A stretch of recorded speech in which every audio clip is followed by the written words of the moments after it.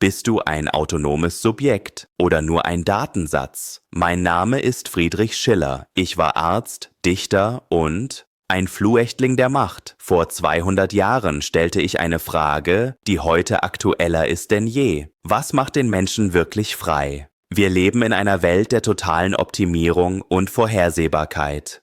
1780 kämpfte ein junger Arzt gegen einen Staat, der Menschen wie Uhrwerke programmieren wollte. Seine Antwort ist der Schlüssel zur Freiheit im digitalen Zeitalter. Schauen Sie sich um. Überall sehe ich Menschen, die connected sind und doch innerlich zerrissen. Der Algorithmus bedient eure Impulse, während die Arbeit eure Effizienz fordert. Ich nannte dies die Fragmentierung des Menschen. Der moderne Mensch ist nur noch ein Bruchstück seiner selbst. Wir sind gefangen im Kampf zwischen Vernunft und Gefühl, zwischen Gesetz und Impuls, zwischen Code und Konsum. Ihr funktioniert, aber lebt ihr wirklich? 1773. Ich war 13 Jahre alt, als der Herzog Karl Eugen von Württemberg mich in seine Eliteakademie zwang, die Karlsschule, eine Anstalt, die keine Menschen ausbilden wollte, sondern funktionierende Werkzeuge fuhr den Staat zu ächten. Totale Überwachung des Alltags, Zensur von Briefen und Verbot persönlicher Neigungen. Das Ziel: die Auslöschung des individuellen Willens zugunsten der Staatsmaschine. Klingt das vertraut? Unterdrückung beginnt dort, wo der Mensch auf seine Funktion reduziert wird. Aber der Herzog konnte meinen Körper einsperren, nicht meinen Geist. Wenn die physische Welt kontrolliert wird, muss die Freiheit nach innen fliehen. Ich las heimlich Shakespeare, Rousseau und Klopstock. Verbotene Bücher, eine Flucht in die Imagination, die kein Algorithmus überwachen kann. Freiheit ist kein physischer Ort, sie ist ein geistiger Zustand. Die Imagination ist die letzte Bastion der Autonomie. Bevor ich Dichter wurde, war ich Militärarzt. Meine Abschlussarbeit: Versuch über den Zusammenhang der tierischen Natur des Menschen mit seiner geistigen. Die These war radikal. Körper und Geist sind eine untrennbare Einheit. Ein kranker Körper trübt den Geist. Ein unterdrückter Geist zerstört den Körper. Um den Menschen zu heilen, muss man das Ganze betrachten. Dualismus ist eine Illusion. 1781 schrieb ich mein erstes Drama, Die Räuber. Es war eine Kriegserklärung an die bestehende Ordnung. Das Motto auf der Titelseite: In Tyrannos, gegen die Tyrannen. Bei der Uraufführung im Mannheimer Theater fiel das Publikum in Ohnmacht vor Begeisterung. Das war der Beweis. Kunst ist nicht nur Dekoration. Sie hat die Macht, die Realität zu erschüttern und das unterdrückte Kollektivbewusstsein zu wecken. Nach dem Erfolg der Räuber verhängte der Herzog ein Schreibverbot. Das Ultimatum: sicherer Soldat oder hungernder Dichter. 1782 wählte ich die Flucht. Ich wählte die Armut, die Krankheit und die Unsicherheit. Fuhr die Freiheit des Geistes. Wahre Autonomie verlangt radikalen Mut. Ohne das Risiko des Scheiterns gibt es keine Schöpfung. Mein Freund Goethe wurde fast ohnmächtig, als er mein Arbeitszimmer betrat.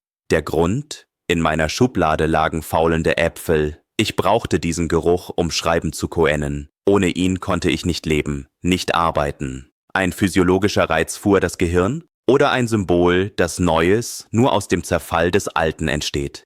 Kreativität ist kein steriler, effizienter Prozess. Sie ist organisch, manchmal bizarr und tief mit unseren körperlichen Eigenheiten verbunden. KI hat keinen Körper, sie kann diesen Duft nicht simulieren. Goethe und ich, wir waren anfangs Rivalen, später Seelenverwandte. Goethe war das naive Genie, eins mit der Natur. Er schafft intuitiv aus dem Bauch heraus. Ich war das sentimentalische Genie. Ich hatte die Natur verloren und suchte sie. Ich schaffe durch Reflexion, Kampf und Willen. Unsere Symbiose bewies, dass wahre Größe aus der Verbindung von Gegensätzen entsteht, die Weimarer Klassik. Nun zum Kern meiner Philosophie. Der Mensch wird von zwei Kräften zerrissen. Erstens, der Stofftrieb, die Sinnlichkeit. Er bindet uns an die physische Realität und den Moment. Wir sind Sklaven unserer Empfindungen, unserer Daten. Wenn er herrscht, sind wir Tiere. Zweitens, der Formtrieb, die Vernunft. Er strebt nach Gesetz und Ewigkeit. Er befreit uns von der Materie, droht aber, das Leben zu erstarren.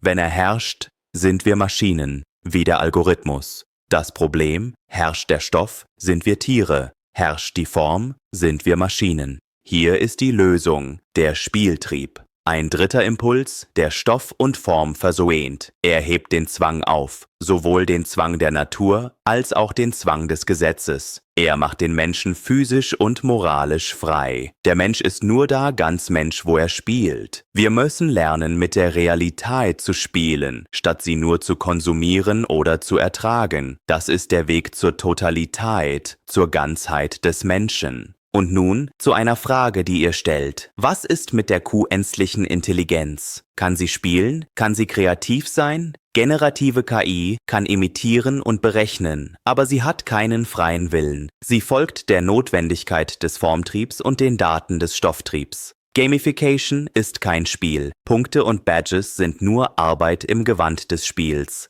Zweckrationalität. Wahre Kreativität ist zweckfrei. Sie entsteht aus der Freiheit, Regeln zu brechen und Schonheit, um ihrer Selbstwillen zu schaffen. Das ist unsere Superkraft gegen den Algorithmus. Die Französische Revolution von 1789 versprach Freiheit, aber sie endete in der Terror, der Schreckensherrschaft. Das historische Scheitern zeigte, dass politische Freiheit ohne charakterliche Reife in Barbarei endet. Der Weg zur politischen Freiheit führt durch die Ästhetik, durch Schönheit. Die Kunst ist das Übungsfeld, auf dem wir lernen, frei und doch moralisch zu sein. Wer Schönheit empfindet, wird zur schönen Seele, ein Mensch, bei dem Pflicht und Neigung eins sind. Mein Erbe ist eine Aufforderung zum Handeln für das 21. Jahrhundert. Erstens, widerstehe der Fragmentierung. Sei mehr als dein User-Profil. Zweitens, suche die Tiefe. Freiheit entsteht durch Auseinandersetzung und innere Emigration, nicht durch schnellen Konsum. Drittens, bleib menschlich, überlasse das Rechnen den Maschinen, übernimm du das Fühlen, das Gestalten und das Spielen. 1781 versprach die Französische Revolution Freiheit, endete aber in der Terror. Das Paradoxon: Warum wurde die Fackel der Vernunft zur Fackel des Brandstifters? Meine Analyse: Der Mensch war noch nicht reif für die politische Freiheit. Wenn rohe Naturtriebe auf abstrakte Ideale prallen, entsteht Zerstörung. Ohne die ästhetische Erziehung des Charakters führt der direkte Weg zur Demokratie in den Untergang. Vom Zwang zur Anmut. Wenn Pflicht und Neigung verschmelzen, entsteht die schöne Seele. Moral als Natur. Der ästhetisch erzogene Mensch tut das Gute nicht, weil ein Gesetz es befiehlt, sondern weil seine eigene Natur es will. Der ästhetische Staat. Wahre Freiheit beginnt nicht in der Wahlurne, sondern in der Veredelung des Charakters durch die Kunst. Der moderne Betrug. Unsere Leistungsgesellschaft hat das Spiel gekapert. Gamification ist Arbeit. Punkte, Badges und Levels dienen einem externen Zweck. Effizienz, Konsum, Bindung. Es ist instrumentalisierte Vernunft, kein freies Spiel. Meine Kritik heute: Ein Spiel, das Ergebnisse fordert, ist Zwang. Wahres Spiel muss zweckfrei sein. Purposiveness without purpose. Warnung: Wer das Leben nur gamifiziert, bleibt ein funktionierendes Rädchen im System, kein freier Mensch. Form ohne Stoff. Generative KI beherrscht den Formtrieb, Algorithmen und Regeln perfekt, besitzt aber keinen Stofftrieb, kein körperliches Empfinden, keinen Schmerz. Warum KI nicht spielt? Ihr fehlt der innere Kampf. Das Spiel der KI ist reine Berechnung, keine Überwindung von Widerstand. Die menschliche Bastion. Kreativität ist bei mir ein Akt der Selbstbestimmung. Eine Maschine kann Formen generieren, aber sie kann keine Freiheit erfahren. Fazit: Kunst ohne erlebtes Leid und Lust ist nur Dekoration. Der neue Absolutismus. Früher waren es Könige, heute sind es Algorithmen, die unser Verhalten vorhersagen und steuern. Überwachungskapitalismus. Marquis Posa 2.0. Meine Forderung im Don Carlos ist aktueller denn je. Es geht nicht nur um Redefreiheit, sondern um die Autonomie des inneren Willens. Digitale Muendigkeit. Wir dürfen uns nicht zu berechenbaren Datenpunkten reduzieren lassen. Geben Sie Gedankenfreiheit. Aufruf: Brechen Sie aus dem Feed aus. Seien Sie unvorhersehbar. jenseits der Blase. Algorithmen polarisieren und isolieren uns in Echokammern. Meine Vision war die Totalität, die Verbindung aller Menschen. Der Götterfunke, wahre Kunst, trennt nicht, sie verbindet. Alle Menschen werden Brüder ist der Gegenentwurf zur digitalen Stammesbildung, digitaler Humanismus. Technologie sollte uns nicht in Segmente spalten, sondern unsere gemeinsame Menschlichkeit erweitern.